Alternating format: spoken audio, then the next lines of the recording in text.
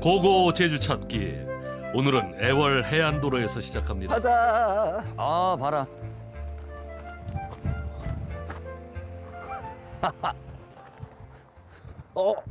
어디서 많이 본 선생님이 계신데요? 아, 저 백발의 저 신사분은 제가 아는 그분이 맞는 것 같습니다. 선생님, 안녕하세요. 예, 안녕하세요. 안녕하십니까? 이게 얼마만이에요, 선생님? 오늘 여행의 길라잡이는 고영철 선생님이군요. 제주성에 이어서 이렇게 만나니까 너무 기분 좋습니다, 선생님. 계속 만나면 더 반가울 것 같습니다. 앞으로 더요? 예. 계속 만나면 그럼 이 선생님의 이 역사적 지식을 제가 이렇게 제 머리로 이렇게 흡수하도록 하겠습니다. 마음의 양식으로. 이거라도. 선생님이 이렇게 직접 족자를 준비해 주셨군요. 과연 어떤 사진을 준비해 주셨을지. 뭐지? 저게 나무가 보이고. 약간 무덤 같기도 하고. 오호, 그러고 보니 왕릉 같기도 한데요. 이 언덕은 무엇일까요? 바닷가에는 이런 게 없는 것 같은데. 예, 여기 있는 건 아니에요. 이 환해장성과 관련이 있어서 가져온 겁니다. 환해장성과 관련이 있다고요? 제가 배웠을 때는 삼별초 막기 위해서 쌓았다고 들었거든요. 그렇죠. 삼별초랑 이거랑 무슨 상관이에요? 삼별초가 축조한 것이니까 관련이 있는 거죠. 혹시 항파두리 항목리적지 맞아요? 맞습니다. 예. 거길 갈 거죠, 오늘은. 그럼 항파두리로 가실까요? 가시죠. 그러면 내가 먼저 갈까? 그럼 저도 따라갈까? 어허, 두 분 쿵짝이 잘 맞네요. 오늘은 삼별초의 마지막 보루였던 항파두리에 얽힌 얘기입니다.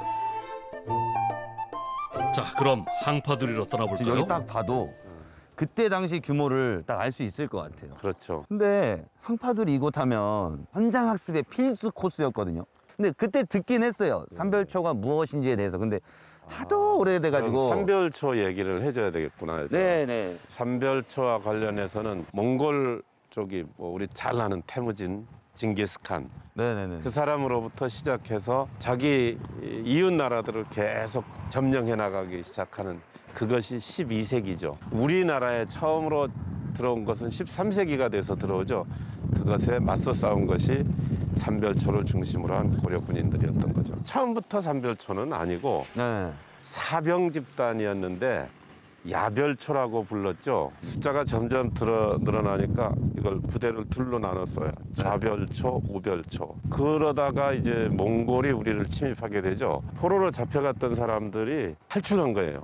이 사람들을 따로 모아서 하나의 부대를 만들었는데 그 부대 이름을 신의군이라고 했죠. 신의군요. 그러니까 앞에 있던 좌별초, 우별초, 신의군 해서 부대가 3개가 됐죠. 네. 그래서 삼별초라고 합쳐서 부르게 된 거예요. 이 시기 몽골의 위세에 눌린 고려 조정은 결국 몽골에 굴복해 강화를 맺습니다. 그리고 개경으로 수도를 옮기게 되죠. 무인 정권의 사병에서 시작됐지만 이후에 공적인 군대가 된 삼별초는 조정에 반대하고 일어섭니다. 하지만 진도에서 패전한 삼별초는 제주로 오게 됐죠. 당시 고려 조정은 삼별초가 제주에 입도하는 것을 막기 위해 환해장성을 쌓았다고 전해집니다. 도민 입장에서 보면 여기에 살지도 않는 사람들이 자기네 땅이라고 서로 지주보고 싸운 거잖아요. 도민들은 삼별초 편을 들어준 거예요? 아니면 고려 편을 들어준 거예요? 삼별초 편을 든 거죠. 삼별초 편을 왜요? 제주도가 탐라국이었는데 제주현으로 고려의 하나의 행정구역이 돼버린 거죠. 완전히 백성들을 위하는 정치를 했으면은 삼별초를 도와주지 않았을 거예요. 그 기록에 보면은 제주도에 현령으로 온 사람은 아무리 가난한 사람이라도 돌아갈 때는 큰 부자가 돼서 돌아간다. 이렇게 돼 있어. 극강의 탐관오리네요. 그만큼 고려로부터 수탈을 당했기 때문에 고려 관군과 싸우는 삼별초는 해방군이다 하는 인식이 들었겠죠. 그래서 그들을 도운 것이다. 제주 사람들의 도움으로 제주에 정착한 삼별초. 당시 삼별초의 수장이던 김통정 장군은 후일의 전쟁을 대비하며 이 일대에 성을 쌓기 시작합니다. 그때 많은 제주 사람들이 동원됐다죠. 그렇게 삼별초는 고성리에 약 4km에 달하는 외성을 완성합니다.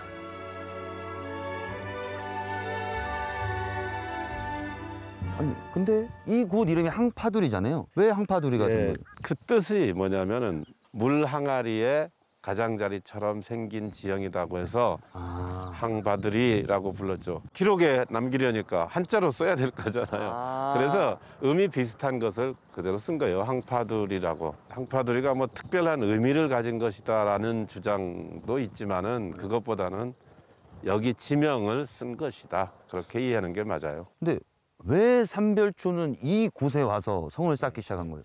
그게 두 가지 측면을 생각할 수가 있는데 하나는 지형 조건이에요. 지형 조건. 서쪽에 소왕천이라는 하천이 있어서 또 동쪽에는 고성천이라는 하천이 있어서 양쪽이 하천이 있기 때문에 천연적인 해자 역할을 해주죠. 그다음 이 주변에가 고려시대에 당시에는 제주도에서 꽤 큰 마을이었거든요. 그건 사람이 많다는 뜻이고 사람이 많아야 인원동원, 노동력동원 또는 물자동원 하기 쉽죠.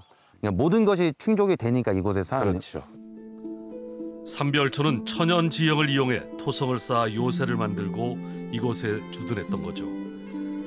항파두리 곳곳에서 그 흔적을 볼 수 있습니다. 요새 안에는 지휘부가 거처했던 것으로 추정되는 내성도 쌓았다고 전해지는데요. 일종의 관할을 만들고 성 안에 백성들을 살게 한 것으로 추정됩니다.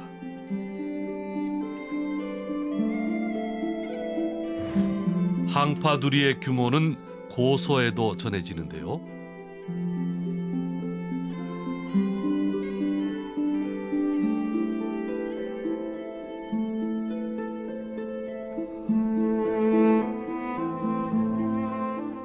성은 뭐 이렇게 크게 지어놓은 거예요? 그만큼 이 안에 들어와서 사는 사람들이 많았기 때문이죠. 삼별초 수천 명이 들어왔는데 그 가족도 있고 이분들이 올 때 왕온이라고 하는 왕으로 추대했던 사람은 전사했기 때문에 왕은 없이 왔지만 일종의 망명정부라고 봐야 되겠죠. 와서 대궐도 짓고 그 위세를 계속 유지해 나가긴 했어요. 세계사적으로 볼 때도 이렇게 그 옛날에 망명정부가 몇 년 동안 버틴 예가 있을까 좀 자세히 알 수는 없지만 굉장히 규모를 크게 했었다는 것은 알 수 있죠. 그렇게 많은 사람이 여기 성 안에 살려면 물이 중요하잖아요. 그렇죠. 내성 바깥쪽에 바로 붙여서 물이 있었어요. 샘물이 있었죠.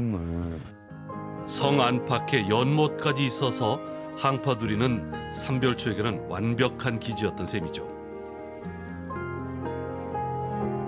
구시물과 옹성물은 삼별초와 성안 사람들의 중요한 식수였습니다. 삼별초가 여기 와서 새롭게 정착을 한 건 아니잖아요. 고려군과도 싸우고 여몽연합군이랑도 싸우고 어떻게 이 큰 도성을 이렇게 바로 만들 수 있었을까요? 진도에서 여기로 올 때에 그 여몽연합군이 바로 계속해서 추격을 했으면 성 쌓을 시간이 없었겠죠. 그러니까요. 그 여몽연합군에는 몽골군들이 포함되어 있잖아요. 네네. 몽골군은 배 타는 것에 서툴러. 그죠. 말은 잘 타도 배는 못 하잖아요. 배 타는 것에 서투르니까 끝까지 추격하기가 좀 겁났던 것이 아닌가 하는 생각도 들고 또 하나는 제주도로 패잔병들이 뭐 가봤자 이제 뭘 하겠어 이렇게 가볍게 생각해서 놔둔 것 같아요. 여기서 삼별초가 지냈던 기간이 약 3년인데 그 들어오자마자 이제 대궐 짓고 뭐 성 쌓고 이런 것들을 다 할 수 있는 시간적인 여유를 가질 수 있었던 것 같죠. 삼별초가 제주에 성을 쌓고 세력을 키워나가는 동안 몽골과 고려 조정은 삼별초 공격에 박차를 가합니다. 마침내 원종 14년 김방경 장군을 필두로 하는 여몽연합군이 제주에 상륙하죠. 그때 몇 척의 배가 온 거예요? 배 숫자는 뭐 160척인가 그렇게 기록이 돼 있어요. 160척이면 배 한 척에 100명씩만 계산해도 16,000명이잖아요. 와, 어마어마하게 들어왔네요. 굉장히 많은 부대가 한꺼번에 들어왔고 가까이 와서는 밤에 네. 배에 불을 켜가지고 저 지금의 한림 쪽이죠. 네. 명월포로 보냅니다. 그러면 여기 삼별초군들은 막기 위해서 주력 부대가 명월포로 가는 거예요. 그런데 김방경이 삼별초를 속인 거죠. 그렇게 가게 해놓고 자기는 함덕으로 들어옵니다. 제주 동쪽 함덕에도 삼별초 일부가 숨어 있었지만 여몽연합군을 이겨내기에는 역부족이었습니다. 결국 여몽연합군은 손쉽게 항파두리성까지 장악합니다. 자, 여몽연합군이 여기까지 왔어요. 그러면 어떤 식으로 공격을 했을까? 당연히 숫자가 많으니까 그냥 한 방에 막 밀고 막 우와 한 다음에 머릿수로 공격했겠죠. 그래도 성벽 올라오고 하려면은 자기네 희생도 있을 거잖아요. 네. 그 희생을 줄이는 방법, 신무기를 써야 되지. 신무기요. 고려사에 나온 기록 중에는 화시사발이라는 기록이 있어요. 그냥 화살 끝에 불 매단 정도면은 수천 수만 발을 쐈겠죠. 그죠? 전쟁 영화 보면 막 불화살을 쏴라 많이 쏘잖아요. 근데 네. 그것을 네 발이라고 특히 숫자까지 정확하게 썼다면은 일반적인 우리가 말하는 그 화살은 아닐 것이다. 그것은 화약 무기를 사용한 것이다. 건물들이 막 폭파하고 불바다가 될 거잖아요. 네.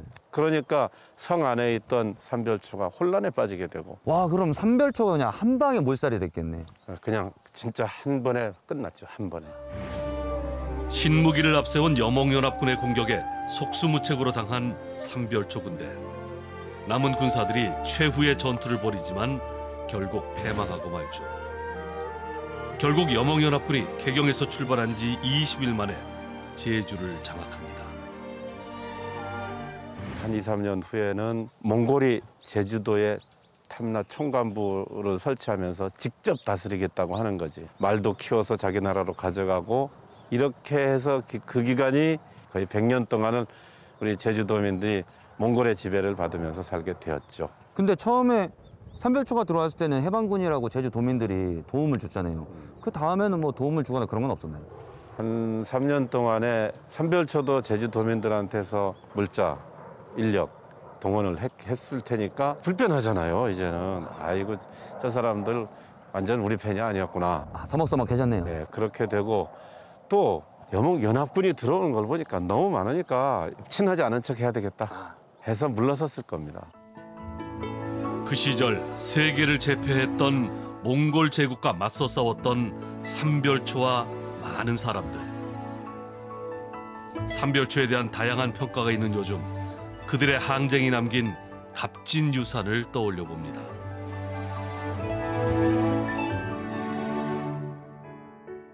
오늘도 역시 선생님과 함께 이렇게 거닐면서 역사를 배우니까 너무 재밌습니다. 뭐니 해도 민심이 가장 중요하지 않나. 삼별초도 제주도민의 민심을 얻어서 제주도에 정착을 했고 근데 민심을 잃어가지고 전멸을 하게 되잖아요, 마지막에. 그래서 민심을 잃지 말자. 오늘의 교훈인 것 같아요. 아주 핵심을 정확하게 짚었네요. 삼별초가 생존을 위해서 여기까지 왔다라는 그런 평가, 그런 측면도 있긴 하지만은 우리는 외세에 굴복할 수 없다. 자주정신, 외세에 대한 저항정신, 거기에 의미를 두는 것이 가장 중요하다고 생각해요. 선생님, 너무 재밌었어요. 근데 또 다음 주에도 저희랑 같이 해주실 거잖아요. 그럼 힌트 좀 주시면 안 될까요? 힌트? 네. 그럼 다음 주에 힌트를 드리죠. 약속. 네, 선생님과 이렇게 약속을 하면서 저희 고고 제주 찾기는 다음 주 이 시간에도 저와 고영철 선생님과 찾아뵙도록 하겠습니다. 선생님 외쳐볼까요? 렛츠 고고! 뾰로롱.